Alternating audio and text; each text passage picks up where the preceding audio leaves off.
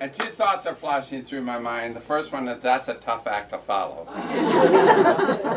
And the second one is how in tune we are, because her story about being seasick and crossing the storm and preparing yourself to move on is exactly what we're talking about today. Because we all have storms in our lives. We all have times when we're so torn up we in effect get seasick. We're sick and we almost become immobile. And it seems like it's the worst hour of our life.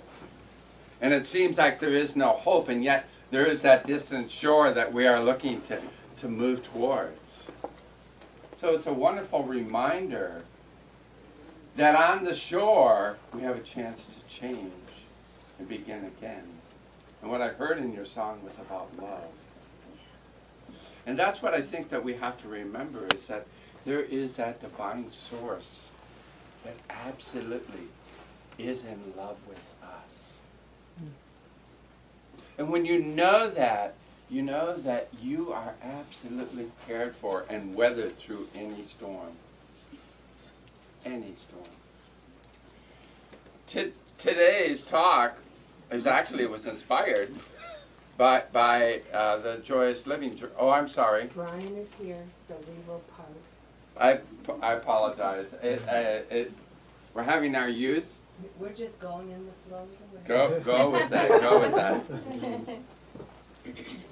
So this week, when I was preparing for this, what I realized in reading the Joyous Living Journal and looking at what the stories were in that and how this really related to preparing for the divine light, because what we know as religious science and New Thought is that there's a Christ consciousness.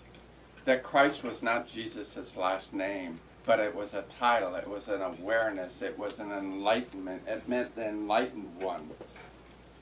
And so that's what we know, is that we prepare ourselves to remember that divine moment, that our connection. And I realized how much of this was for me. So I was doing my work all week and writing it and thinking, I hope you guys have as much fun and enjoyment with all this, because what it took me for was the deepness and the awareness. And along the way, I discovered something, and I posted it on a Facebook page that I want to share with you. It's a combination of Jesus and Horace. The similarities, Jesus was written 2,000 years ago. Horus was a story written 5,000 years ago. Horus was an Egyptian god. There are certain similarities. Both were born of a virgin. Both have birthdays that are celebrated on December 25th. The North Star led wise men to where Jesus was born. The Eastern Star led 3 wise men to where Horus was born. That Jesus was taken to Egypt to escape the wrath of Herod. Horus was taken to Egypt to escape the wrath of Typhoon. Jesus was taught in the temple as a child. Horus was taught in the temple as a child. Jesus was baptized by John the Baptist at 30. Horus was baptized by Anup the baptizer at 30. Jesus had 12 disciples. Horus had 12 disciples. Jesus performed miracles and walked on water. Horus performed miracles and walked on water. Jesus raised Lazarus from the dead. Horus raised El-Azor from the dead. Jesus was transfigured on a mount. Horus was transfigured on a mount. The reason I bring that up is that sometimes we get caught up in the story. And so we think the story is real. And is it really as important whether the story is real or not, as much as the ritual, that rebirth that we get to experience each time? It's a chance for rejuvenation, for our reconnection to spirit, to our connection to the Christ that exists within each one of us. It could be our story 2,000 years after Jesus, 5,000 years after Horus. Our story. It's also important to know because sometimes we get so caught up in our story. We believe it. And yet our story is about a life we do not want. It's about a story of crossing a stormy sea to an island of refuge. But we hang on to it because it seems real to us. And we forget the Christ within us. That Christ consciousness within us. I was doing a counseling for a person over a period of time, and he has been troubled, and he calls me usually when he's troubled, and he says, you know, I'm having this go on, da da da da da. And it's usually always about the negative forces. It's the storms in his life. It's the things he cannot overcome, and he cannot see beyond the waves. And he's afraid that his life is going to be swamped. And he goes to fear. And yet this is a person who's practiced New Thought for years and understands New Thought. But is so caught up in the storm of his life right now that is difficult. So this part, I always have a two-edged sword here. And I call it a sword because I want to cut through it. The first part is I want to be compassionate with them. But the second part is I am not his friend at that moment. I'm his practitioner and his minister, and I know the truth about him. And if I go as his friend, I go down the pity party with him. I get on the boat. I'm in the storm, in the sea, and I say, oh, you poor dear. Yes, you're seasick, and I'm so sorry for you. And I become seasick with him. That is not my role.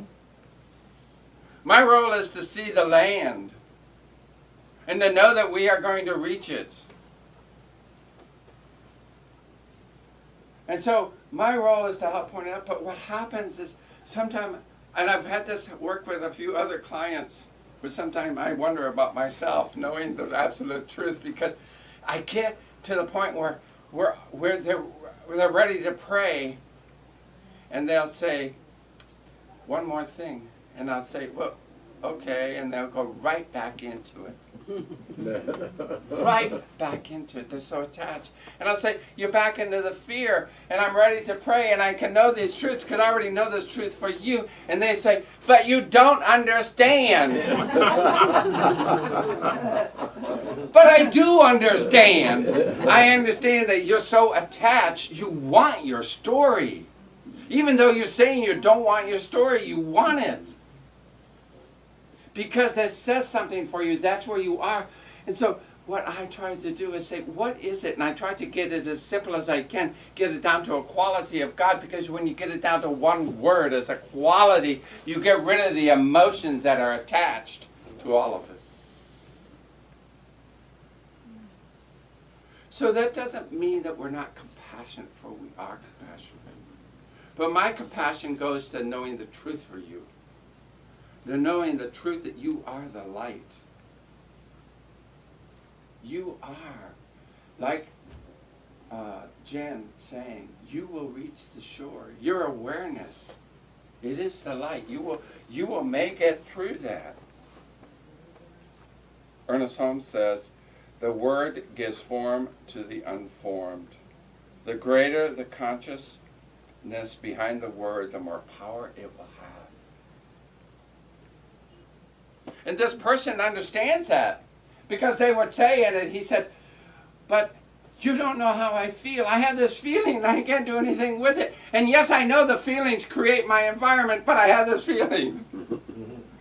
And I say, yes, you even absolutely understand it at such a base level. You could be your own teacher.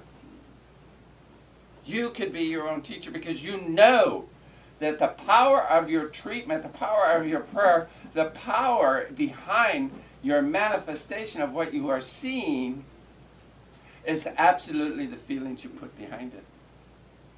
And when you become attached to the feelings, you will remain in what I think the Buddha was talking about in the suffering. Our freedom is to let go of our attachment. Our freedom is knowing that there is a shore. Somehow I'm reminded of the 12 apostles in the rocking boat. And Jesus, they wake Jesus up from a nap, saying, calm the waters because there's fear. And he admonishes them for their lack of belief and trust. And that's what we do to ourselves. We want to remind ourselves how powerful we are. We are not weak victims.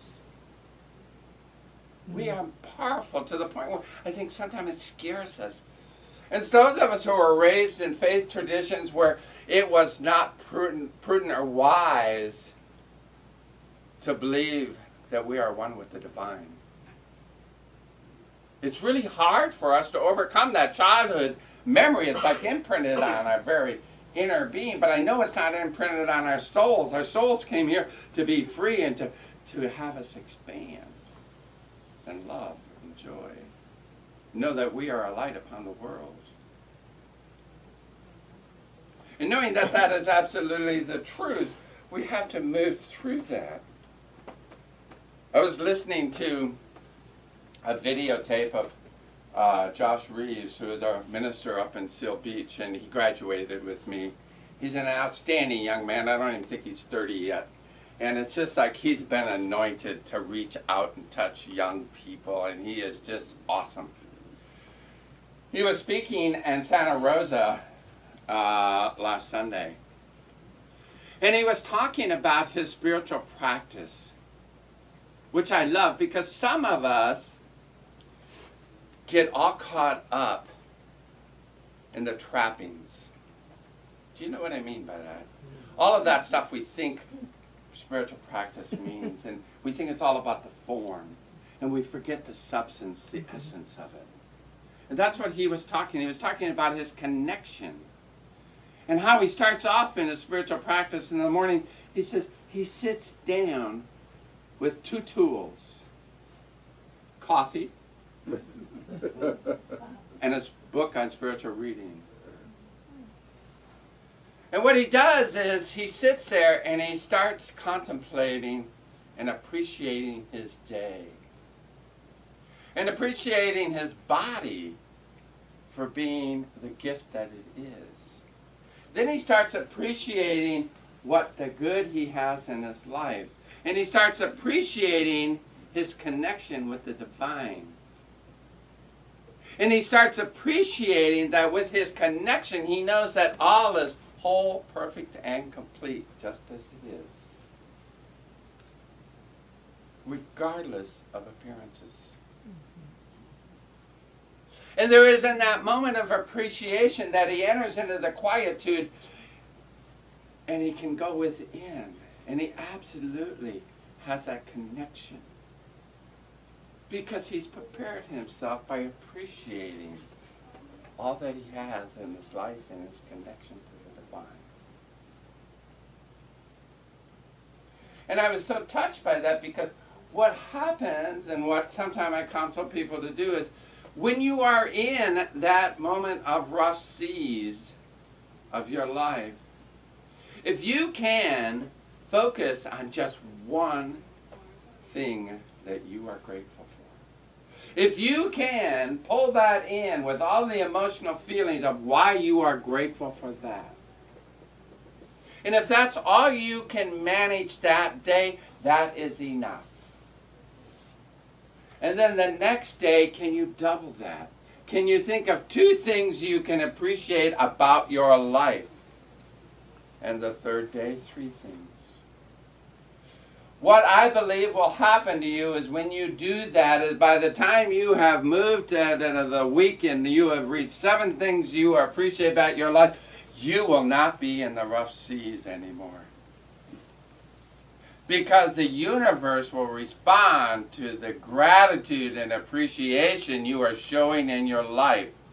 Because your words have power, and if you stay in the rough seas, your life is going to stay in the rough seas. It cannot be otherwise. We know about the law of attraction. It has to be that way. It cannot be otherwise. Somebody commented earlier today about they love my Facebook post because I'm always showing myself in the ocean or along the water or in the parks. And John Muir said, I only went out for a walk and finally concluded to stay out till sundown. For going out, I found was really going in. That's what parks and nature do for me. They take me out of the events of my life and they put me into a God-centered universe. Last Saturday, I took a walk around Torrey Pines Park along the beach. And as I walked, I just can't help but imagine. You look out at the ocean and it is so beautiful. It was a crystal blue day and the sun was shining, and then there were people walking in the beach and they were happy and they were having fun, and kids were frolicking in the water, and I thought, oh, that water looks cold. But they were having fun. They didn't care. They did not care. And I looked at the birds. I was like, I think they're falcons or something up in the cliffs. And they fly out of those cliffs, and then you're drawn to the cliffs along that Torrey Pine Beach, and when you see it, you see all the different stratas. What you see is a life history of all these different forms, rock formation. There's soft rock, where birds have carved holes in the rock for nests. And then there's a harder rock, and there's a different. And then you know what a magnificent world you are. And you know that in all reality, your life is very minute. Even though that we know we are this full expression of God, we are just but a grain of sand in the magnitude of God.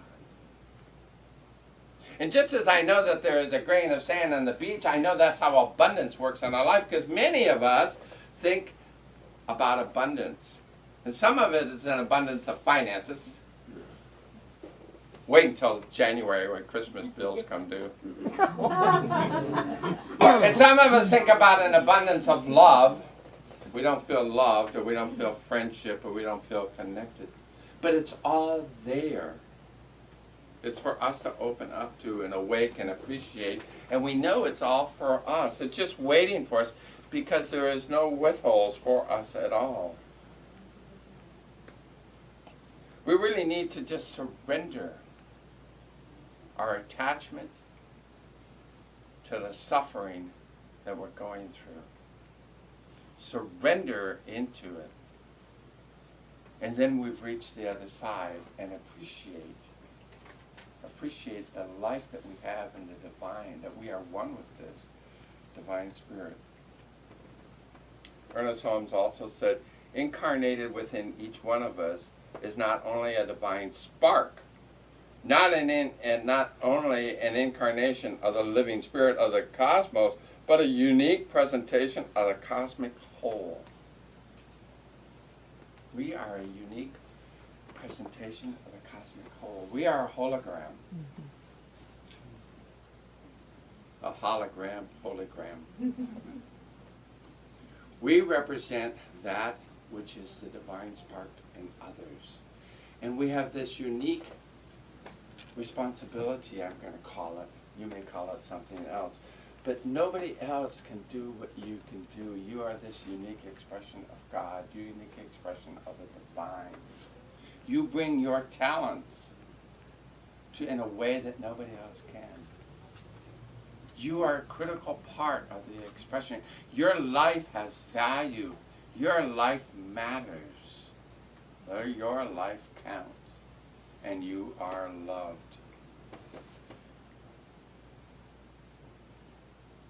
Edward Hayes says, the time to be aware that in the very midst of our busy preparations for the celebrations of Christ's birth in ancient Bethlehem, Christ is reborn in the Bethlehems of our homes, our daily lives.